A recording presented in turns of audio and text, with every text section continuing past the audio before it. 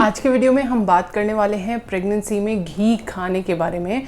So basically आप हमेशा से सुनते आ रहे होंगे कि प्रेगनेंसी में घी खाना बहुत फ़ायदेमंद होता है, बच्चे के लिए बहुत अच्छा होता है, साथ ही साथ आपकी डिलीवरी को आसान बनाने के लिए और नॉर्मल बनाने के लिए घी बहुत ज़्यादा इंपॉर्टेंट चीज़ होती है। तो आज इसी के बारे में हम बात करने वाले हैं। कुछ ऐसे बहुत ही कॉमन क्वेश्चंस जो कि हर प्रेग्नेंट महिला के मन में आते हैं घी को लेकर के, जैसे कि घी कितना खाना चाहिए, कब खाना चाहिए, किस मंथ से खाना चाहिए, ज़्यादा घी खाने से क्या हो जाता है, दिन के किस समय में घी खाना चाहिए और घी को किस तरीके से खाना चाहिए, कौन सा घी खाना चाहिए। घी भी कई वैरायटी में आते हैं।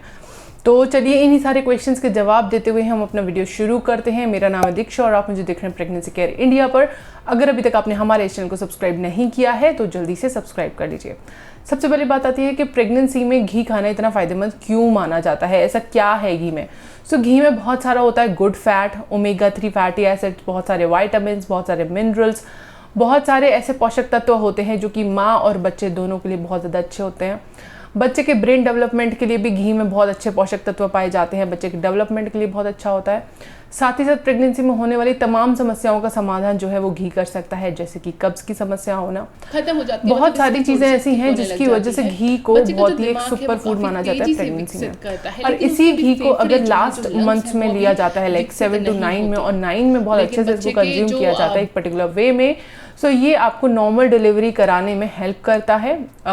ये और आपको जो लेबर पेन है वो बहुत ही ज़्यादा कम समय के लिए रहता है और आपको बहुत ज़्यादा एक्सट्रीम लेबर आवर्स को नहीं झेलना पड़ता।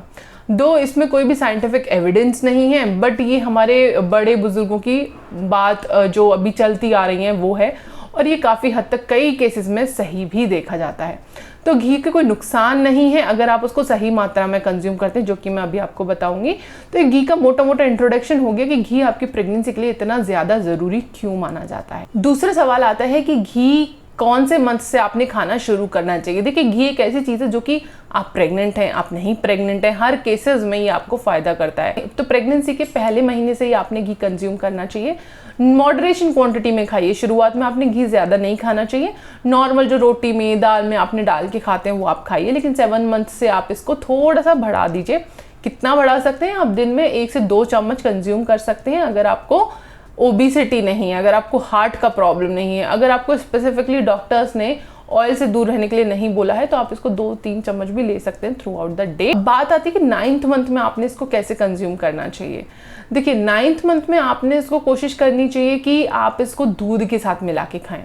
दूध के साथ जब आपकी डिलीवरी का समय पास आने वाला है, मतलब 15-20 दिन रह गए, तभी आप इसको कंज्यूम करिए दूध के साथ मिला के। नहीं तो अगर आप इसको पहले खाएंगे तो आपको लेबर पेन जल्दी भी शुरू हो सकते हैं, जो कि आपके बच्चे के लिए और आपके लिए बिल्कुल भी सही नहीं है।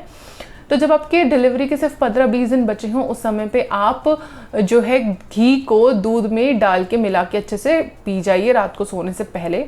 ये आपको लेबर पेन भी बहुत स्पॉन्टेनियस शुरू करा देगा। लेबर पेन कम समय के लिए रहेगा, नॉर्मल डिलीवरी हो जाएगी और ज़्यादा स्टिचेस भी नहीं आएंगे।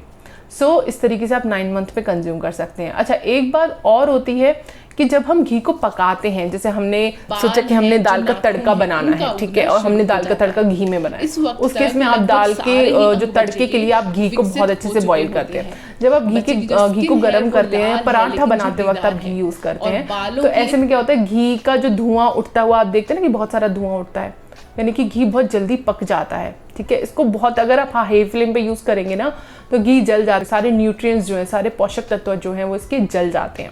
घी हमेशा लो फ्लेम या फिर कच्चा कंज्यूम किया जाता है, क्योंकि जब हम घी को पकाते हैं तो बटर्स, जब हम घी को बनाते हैं तो वो ऑलरेडी हम उसको पकाते हैं, तो उसको हमें दोबारा गर्म करने की ज़रूरत नहीं होती।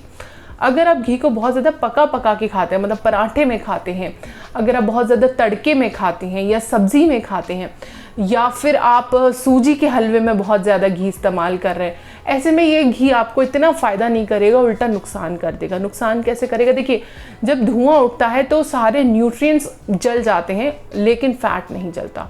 तो बचे हुए घी में आपको क्या मिल रहा है? सिर्फ फैट मिल रहा है, और इसके साथ साथ जो है आपको कैलोरीज बढ़ रही हैं, तो उल्टा आपको ये नुकसान ही करेगा घी। तो आपने कच्चा घी कंज्यूम करना है। कच्चा कैसे कंज्यूम करना है? आपने दाल बना लिया, दाल कटोरी में सर्व कर लिया, उसमें आपने आधा चम्मच घी डाल लिया, या जब आप रोटियां सेकते हैं बिना तेल वाली, बिना घी वाली, तो उसमें भी आप घी बाद में, रोटी को गैस से उतारने के बाद में आप घी उस पर लगा सकते हैं। सिमिलरली चावल में भी डाल सकते हैं। ये कोई भी ऐसी चीज़ें हैं जिनमें आप ऊपर से घी डाल सकते हैं, वैसे आपने घी को कंज्यूम करना है। अब बात आती है दिन में किस समय पे आपने घी को कंज्यूम करना है। तो दिन में हर मील के साथ में आप आधा आधा चम्मच घी का ज़रूर कंज्यूम करें। इससे खाना डाइजेस्ट करने में बहुत ज़्यादा हेल्प करती है, क्योंकि जो घी है वो हमारे डाइजेस्टिव सिस्टम को बहुत हेल्प करता है कब्ज़ की समस्या को दूर रखने के लिए। तो आप हर मील के साथ में आधा आधा चम्मच जो है वो घी का कंज्यूम कर सकते हैं। अच्छा, अगर आप ज़्यादा घी खाते हैं तो आपको क्या नुकसान हो सकते हैं? देखिए, ज़्यादा घी खाने से आपको सबसे पहली बात, आप ओबेसिटी की तरफ जाएंगे, आपका वजन ज़्यादा बढ़ेगा, जो कि आपकी प्रेगनेंसी के लिए और डिलीवरी के लिए बिल्कुल भी सेफ नहीं होता। दूसरा, जब आप ज़्यादा घी खाते हैं तो जो डाइजेस्टिव सिस्टम के लिए पहले हेल्प कर रहा था, अब ये नुकसान करने लग जाएगा।